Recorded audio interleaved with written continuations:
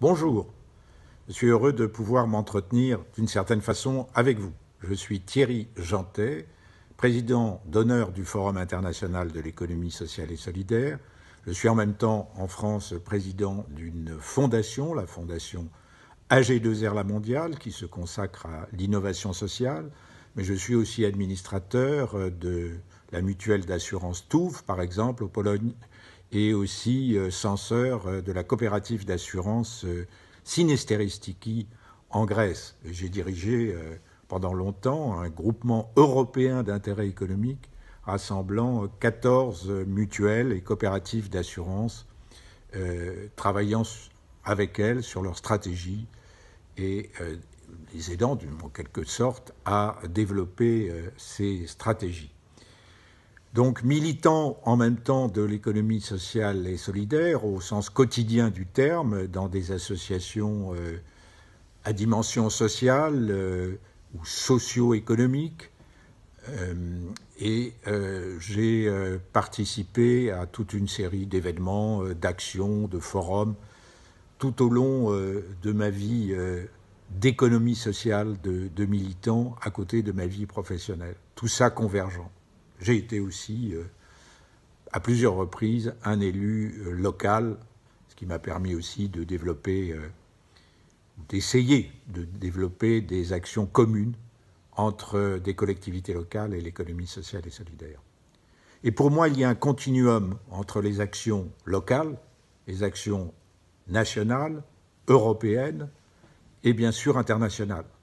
Nous avons estimé avec toute une série d'amis, il y a maintenant bien des années, qu'il fallait franchir le pas international parce que l'économie sociale et solidaire est présente partout dans le monde et il nous semblait très préoccupant qu'elle s'exprime aussi peu au niveau global. C'est comme ça que nous avons été amenés, avec d'autres responsables de l'économie sociale et solidaire, à créer les rencontres du Mont Blanc, qui sont devenus le Forum international de l'économie sociale et solidaire.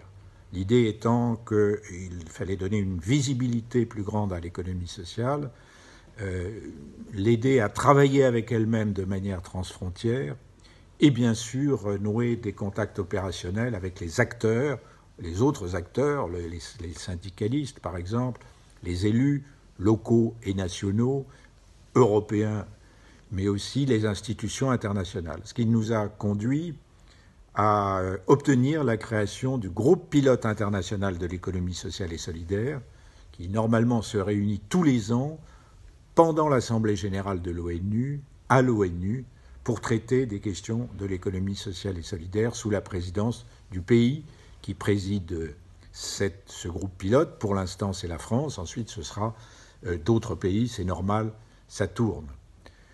Nous participons aussi, nous avons participé à l'émergence décidée par les institutions de l'ONU, par les agences internationales de l'ONU, à la task force que ces agences ont dédiée à l'économie sociale et solidaire.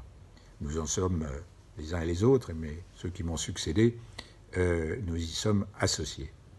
Donc, encore une fois, c'est l'idée que l'économie sociale et solidaire doit véritablement peser sur les territoires, dans les territoires, mais aussi au niveau international pour changer le cours des choses et notamment faire que la mondialisation soit plus humaine et réponde aux objectifs de développement durable.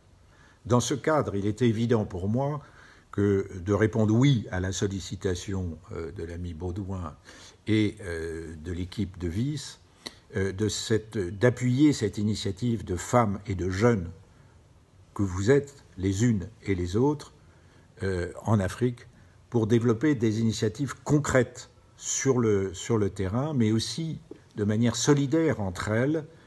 Et c'est pour ça que je me félicite que vous développiez de manière opérationnelle l'Agence internationale des initiatives de l'économie, l'Agora des projets, comme on l'appelle, l'Agora internationale des projets de l'économie sociale et solidaire, car je crois que c'est en partant de la base, mais aussi en se tenant la main, en échangeant sur les expériences, en construisant ensemble, en faisant aussi appel aux mêmes financeurs, par exemple, mais aussi aux mêmes institutions, pour, je dirais, faire réseau et donner une force nouvelle à l'économie sociale et solidaire.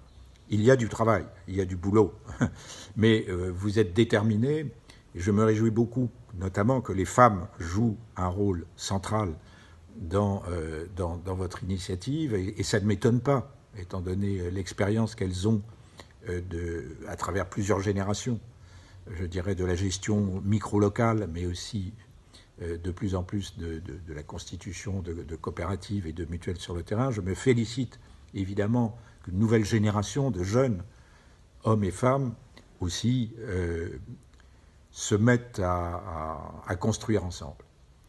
Donc je souhaite vraiment la pleine réussite de VIS. Avec Pauline Effa, nous serrons les coudes à vos côtés pour vous parrainer, mais je crois surtout que c'est vous qui allez faire, qui allez réussir, et n'hésitez pas à la fois vous lancer dans les domaines traditionnels comme dans les domaines les plus nouveaux, les plus innovateurs, et être par vous-même innovateur à dimension économique, mais évidemment écologique, sociale et, ai-je besoin de le dire, civique. Bravo pour votre initiative.